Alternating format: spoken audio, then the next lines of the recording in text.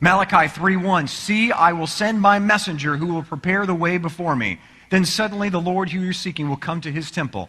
The messenger of the covenant, whom you desire, will come, says Yahweh Almighty.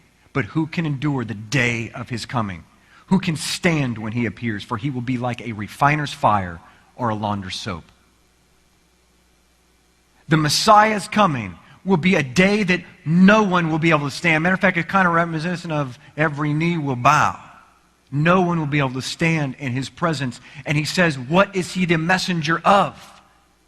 The covenant. What is this covenant that he's talking about? Malachi 3:13, you have said harsh things against me, says Yahweh, yet you ask, what have we said against you? You have said, it's futile to serve Elohim. What did we gain by carrying out his requirements and going about like mourners before Yahweh Almighty? Basically, you've offended me, says Yahweh, because you've stopped keeping my commandments because you think that there's nothing to gain by it.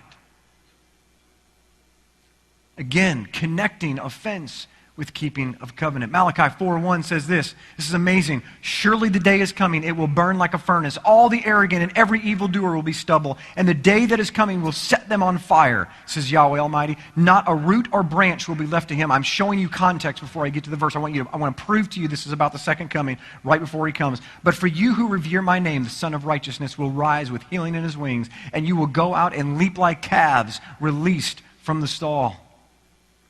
Then you will trample down the wicked. They will be ashes under the soles of your feet on the day when I do these things, says Yahweh Almighty. Remember the Torah of Moses, the decrees and laws I gave him at Horeb for all Israel. Ladies and gentlemen, the context is the tribulation, the great tribulation.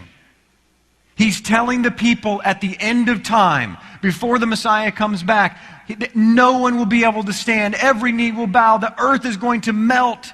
My people, you better keep my commandments and remember the Torah that I gave Moses, or you will fail.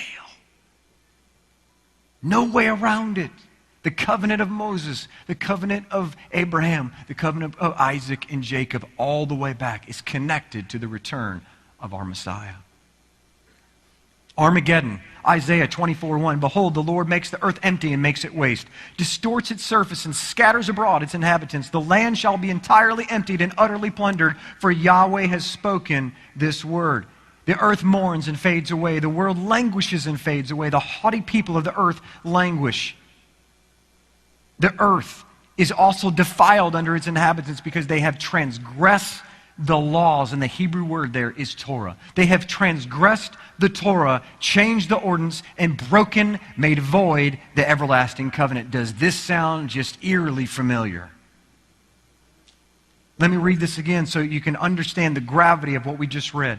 For some of you that are watching online, maybe this is the very first time, or you're watching this on video, this is the very first time that you've ever connected the Torah to the second coming of the Messiah. This is it.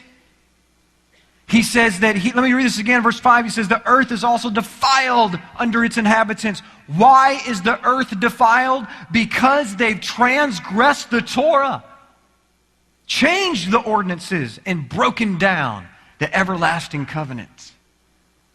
And he's talking to who? The people that are alive at the end of time.